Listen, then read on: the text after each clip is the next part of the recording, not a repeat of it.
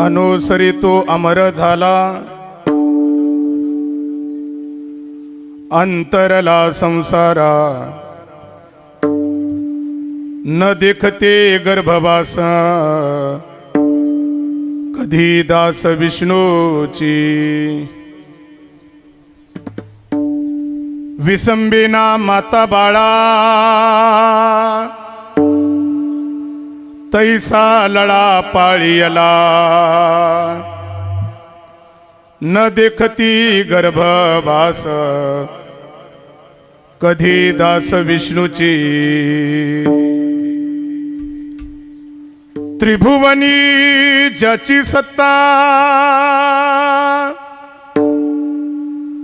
तुकया रक्षिता तू झाला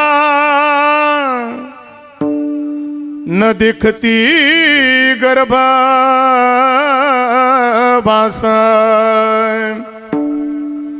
कधी दास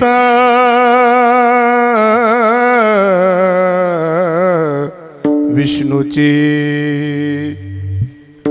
योऽन्त प्रविश्य मम वाचमिमं प्रसुप्ता संजीवयत्यखिलशक्तिधर स्वधाम्ना अन्यांश हस्तचरणश्रवणत्वगादीन् प्राणान् नमो भगवते पुरुषाय तुभ्यम्। आवंशि विभूषितकरान्नवनीरदाभात् पीताम्बरा दुर्नबिम्बफलाधुरोष्णत आपूर्णेन्द्र सुंदर मुखादरविन्दनेत्रात् कृष्णात् परं किमपि तत्त्वमहं न जाने। गजाननं भूतगणादिसेवितं कपितजम्बुफलचारुभक्षणम् उमासुतं शोकविनाशकारकं नमामि विघ्नेश्वरपादपङ्कजम्। पाण्डुरङ्गा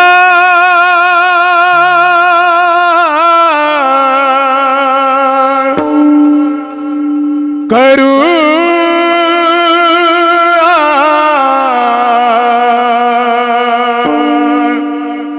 प्रथम नमना नमना पांडुरंगा करू प्रथम नमना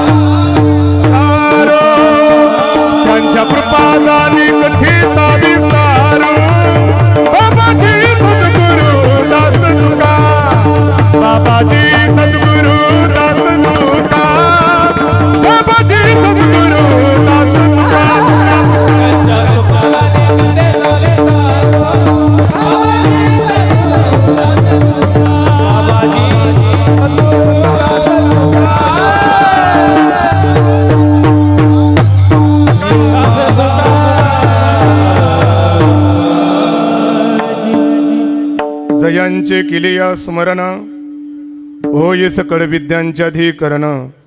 तेचे बंधू श्री चरण श्री गुरूंचे ते नमस्कारोनी आता. ओम नमो ज्ञानेश्वरा करुणाकरा दयाळा, तुमचा अनुग्रह लाधलो पावन झालो चराचरी. नमो ज्ञानेश्वरा नमो ज्ञानेश्वरा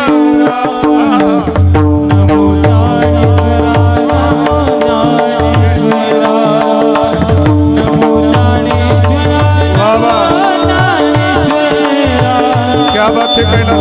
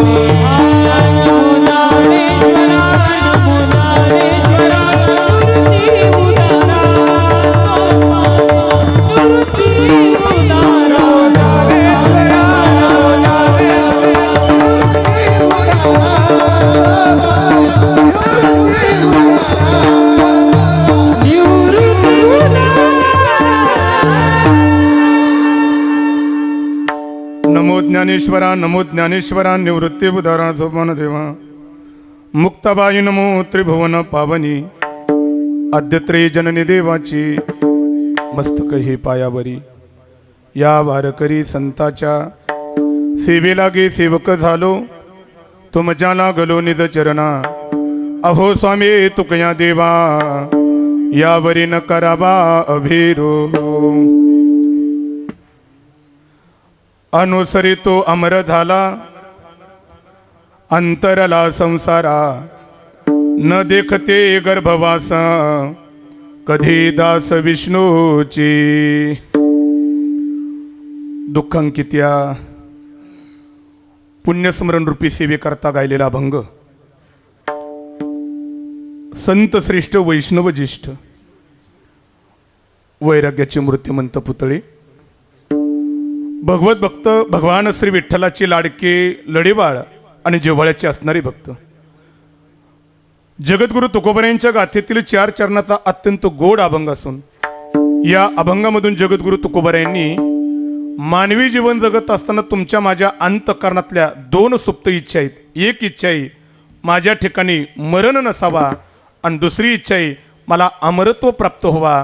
श्रीमंत श्री तुकोबाराय म्हणतात ते अमरत्व प्राप्त करून घेण्याकरता कोणत्या साधनाचा अवलंब करायचा, त्या साधनाबद्दलचा परिहार देणारा श्रीमंत श्री जगद्गुरु तुकोबारायांचा अभंग चिंतना करता. विठाला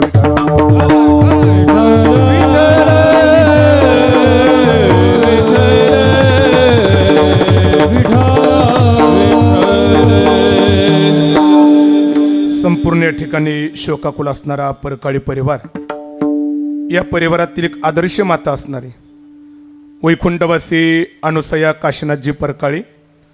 या आदर्श मातेच्या प्रथम गर्भवासाच्या दुःखातून बाहेर काढ रे, आणि बाहेर जर का काढलं तर मी तुझा आठव करीन. पण काय झालं, आपण जन्माला आल्यानंतर देवाला दिलेला शब्द फिरवला बरं का. काय बऱ्याच लोकांना शब्द द्यायची सवय असते, आणि दिलेला शब्द फिरवायची सुद्धा सवय असते बरं का. मी म्हणेन एकंदर कुणाला शब्द देऊच नाही, पण दिला तर माणसाने शब्द फिरवू. बऱ्याच लोकांना शब्द द्यायची फार सवय असते बरं का. मला तुमच्या चेहऱ्यावरचा भाव सांगतोय, दिलेला शब्द कसा फिरवायचा तुमच्या लक्षात आला नाही मला वाटते. जरा सोप्या भाषेत बोलू का? फॉर्म भरा फक्त तुम्ही. आला लक्षात आलं तुमच्या. मला चेहऱ्यावरचा भाव सांगतोय, निवडून आणण्याची जबाबदारी आमच्याकडे लागली. काही लोक शब्द देतात, पण जरा कडवट वाक्य बोलू का? फॉर्म भरा, निवडून आणण्याची जबाबदारी आमच्याकडे लागलं. आणि खरं सांगू का, ही म्हणणारीच पाडायला सगळ्याच्या पुढं असतात. शब्द वाईट वाटून घेऊ नका. काही लोकांना शब्द देण्याची सवय असती आणि दिलेला शब्द फिरवायची सवय असती. जीवाने तेच केलं, देवाला शब्द दिला आणि दिलेला शब्द फिरवला आणि सर्वात मोठी चूक केली. जरा शब्द माघारीत घेतो, नुसती चूक नाही केली, गोड चूक केली आपण. काय गोड चूक केली? येथे आल्यानंतर देवाला आठवायचं सोडून दिलं आणि संसार करीत बसलो आणि त्याचा परिणाम जन्माला आल्याबरोबर मृत्यूचं भय तुमच्या माझ्या पाठीमागं लागलं. आणि मृत्यूचं भय तुम्हा आम्हाला आहे, याच्यात नवल नाही. येथं नियम आहे, येथे आल्यानंतर येथे नाही मोर आली अवतारा, इथे नाही मोर आली अवतारा, अवतारा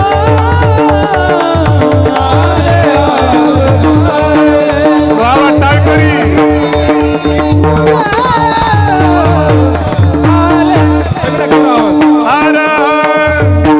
इथे मोर नाही आली अवतारा, अवतारा इथे नाही मोर आली अवतारा, इथे नाही मोर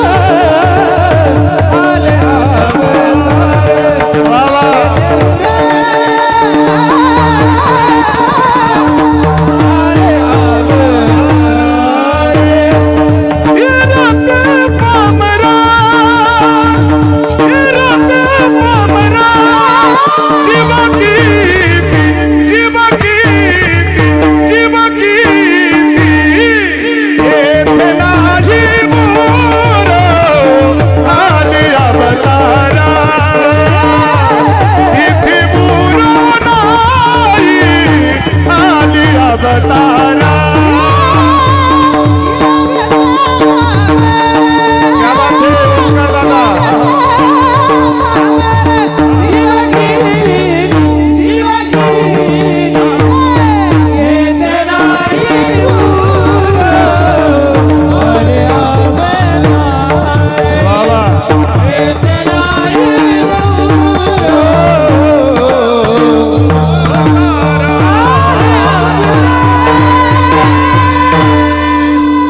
मृत्यू लोकाचा नियम आहे. येथे जो कुणी आजा मेला पंगा मेला बाप मसला मेला, मेला बाप मसला मेला, पंगा मेला बाप मसला गेला, मसला गेला, मेला पंगा मेला बाप मसला गेला. देखत देखत नातू बंधू तोही झाला,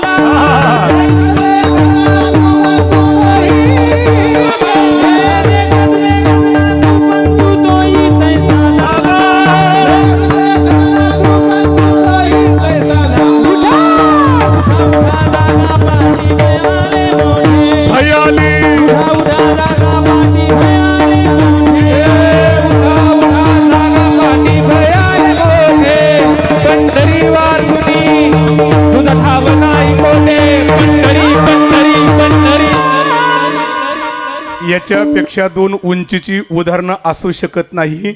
आल्यानंतर प्रत्येकाला मृत्यू लोकांमध्ये आल्यानंतर मरणाच्या दारामध्ये जायचे. उंचीचं उदाहरण देवाचं झालं. देव जरी आला, उद्धाराचं कार्य पार पाडलं, जगाच्या बापाला मृत्यू लोकात राहता येत नाही. अवतार कार्य संपून निघून जावं लागते. आता एक मला उत्तर द्या, देव जर का जाणारे म्हटल्यानंतर तुम्ही आम्ही राहणारे का जाणारे? नाही, तुमच्या चेहऱ्यावरचा भाऊ सांगतो. याच्यापेक्षा जरा कडवटच बोलतो. देवाला तर जावं लागते, नवल नाही. याच्यापेक्षा शब्द ऐका, देवाचा बाप जरी असला, बापाला सुद्धा राहता येत. नामा मने कर्म रेखा देवाधिकत केना, देवाधिकत केना, देवाधिकत केना, मने कर्म रेखा देवाधिकत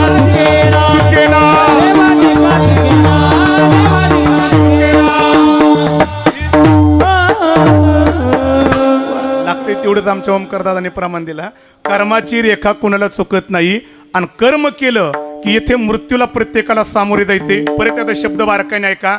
देव आला तरी जाणारे, देवाचा बाप असला तरी जाणारे. आणि परत एकदा शब्द ऐका. देव ज्या हरिभक्तावरती प्रेम करतो, हरिभक्त जरी आला तरी हरिभक्ताला राहता येत नाही. आता मला तुमच्याकडून चांगल्या उत्तराची अपेक्षा आहे. देव जाणार, देवाचा बाप असला तरी तोही गेला.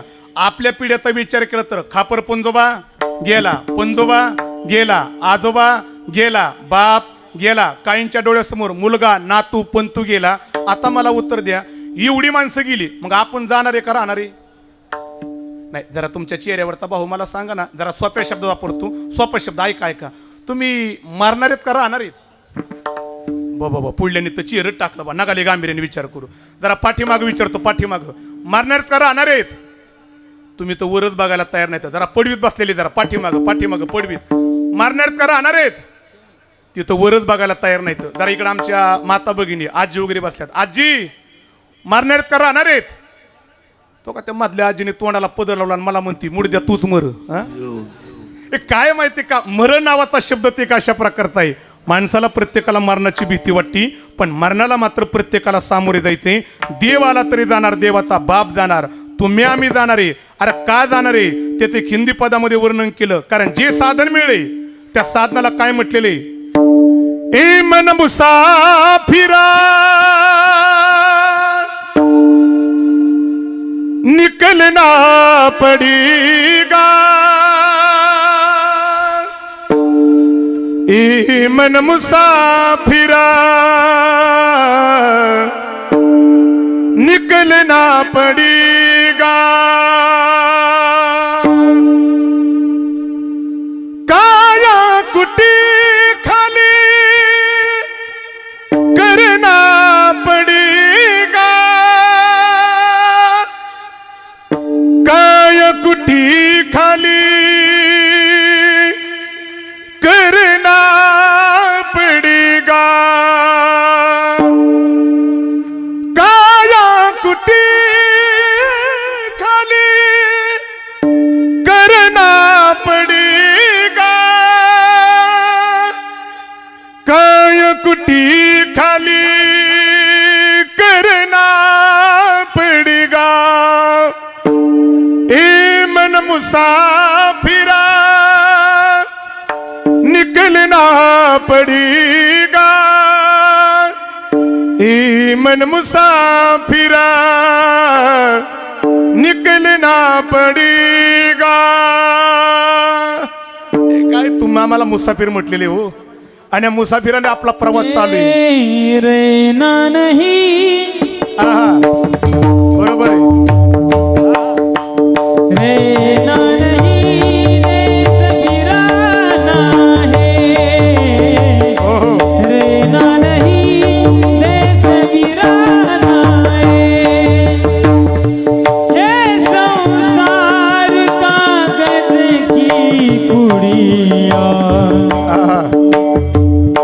हे संसार कागज की पुड़िया, बूंद पड़े धुल जाना है. रहना नहीं, देश बिराना है. रहना नहीं, देश बिराना है. राहण्याकरता कुणी आलेलं नाही, प्रत्येकाला जायचं मात्र निश्चित आहे. का जायचे हिंदी पदामध्ये वर्णन केलं. तुम्हा आम्हाला जे साधन मिळे, देहरूपी पर्णकुटीचं साधन मिळे, आणि या पर्णकुटीतला प्रवास चालू आहे जीवनाच्या आरंभापासून तर शेवटपर्यंत. पण हा प्रवास करण्याकरता देहरूपी पर्णकुटी. आणि परत एकदा ऐका, ह्या देहरूपी पर्णकुटीचा किती सांभाळ करा. काही काही लोक देहरूपी पर्णकुटीला सजावतात. जरा सोपं बोलू का, पांढऱ्याचं काळं करतात. किती जरी पांढऱ्याचं जरी काळं केलं आणि देहरूपी पर्णकुटीला जरी सजवलं तर एक दिवशी मृत्यूच्या रूपाने देहरूपी पर्णकुटी खाली करायची. काही जण पर्णकुटीचा सांभाळ करतात देहरूपी, पण किती. तुला कही पाजता करली, तू लाख करली,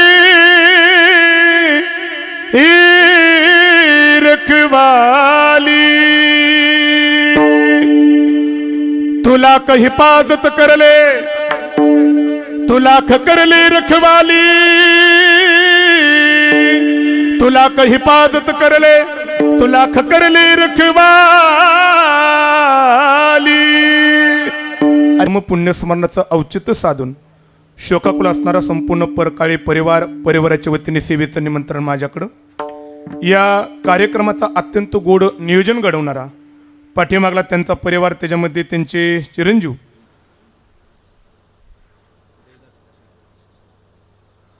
आदरणीय श्री देवीदासजी काशीनाथ परकाळे, आदरणीय श्री मोहनजी काशीनाथ परकाळे आणि आदरणीय श्री सोमनाथजी काशीनाथ परकाळे.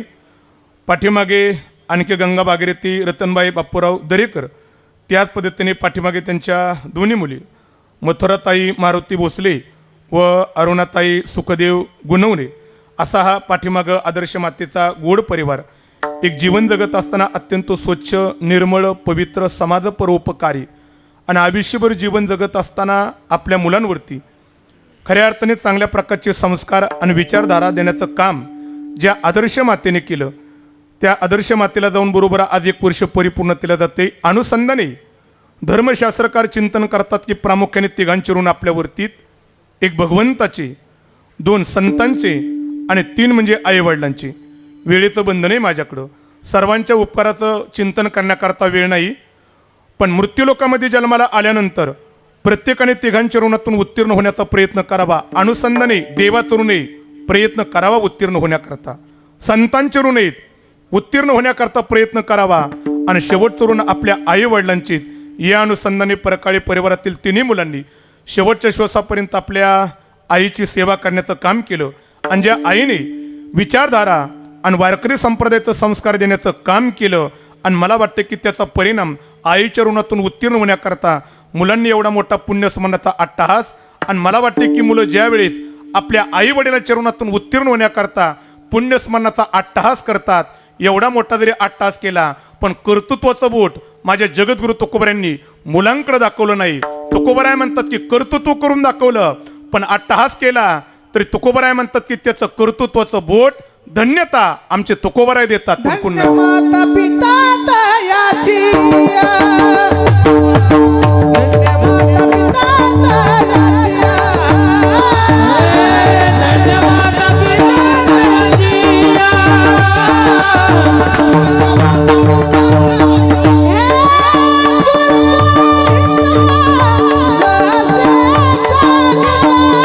ओंकार दादा क्या बात है.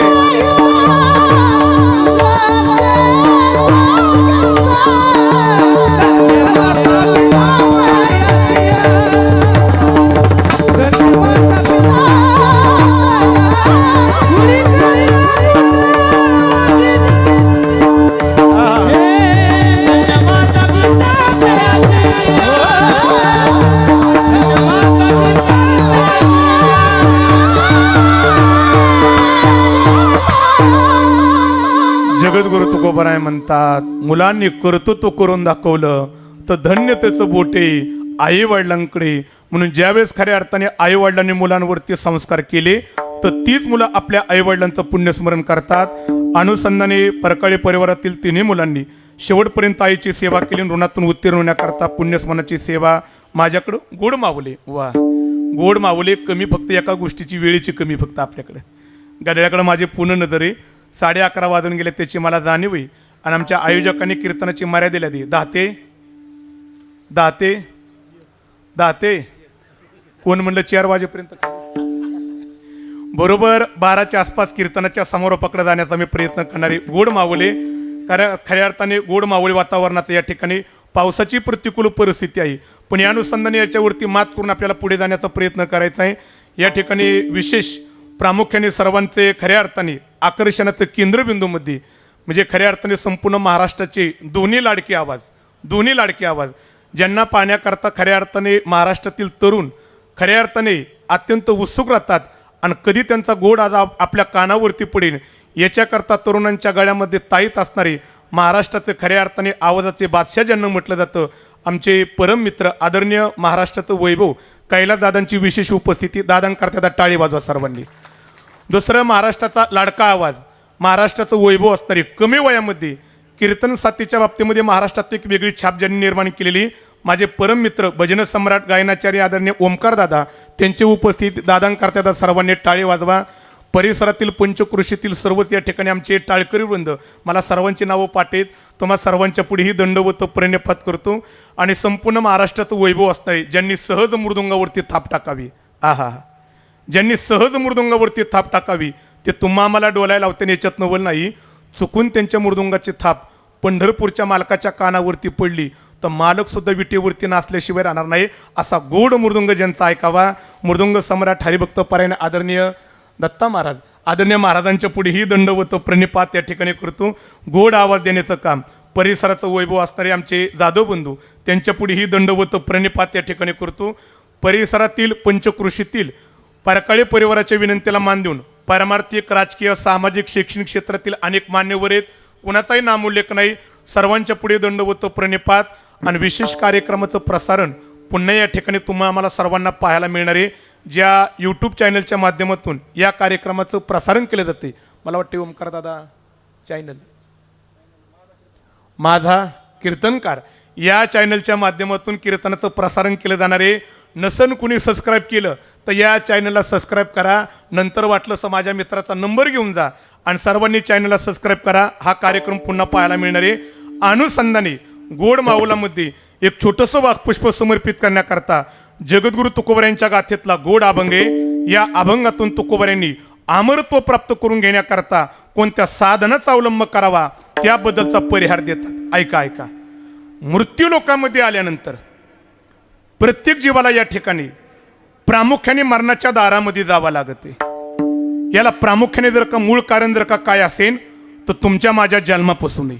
म्हणून असं म्हटलेलं आहे मृत्यू लोकांमध्ये जन्माला आलेला जीव मृत्यूच्या दारामध्ये जाण्याचं कारण आपल्या जन्मापासून आहे. का? कारण या मृत्यू लोकांमध्ये जन्माला येण्याच्या अगोदर गर्भवासामध्ये असताना या गर्भवासाच्या यातना तुम्हा मला भोगावं लागल्या. पण भोगत असताना जीवाने जगाच्या बापाकडे पाहिलं आणि देवाला विनंती केली की देवा गर्भवासाचं दुःख भयानक आहे. या गर्भवासाच्या दुःखातून तुम्हाला बाहेर काढ. मग जगाच्या बापाने गर्भवासात जीवाला विचारलं का रे गर्भवासाच्या दुःखातून मी तुला बाहेर काढण्याकरता तयार आहे. पण तुला जर का गर्भवासाच्या दुःखातून बाहेर काढलं तर माझ्याकरता नेमकं तो काय करीन. तेव्हा जीवाने म्हणावा आठवीने पाय हा माझा नवस नवस आठवीने पाय हा माझा नवस आठवीने पाय हा माझा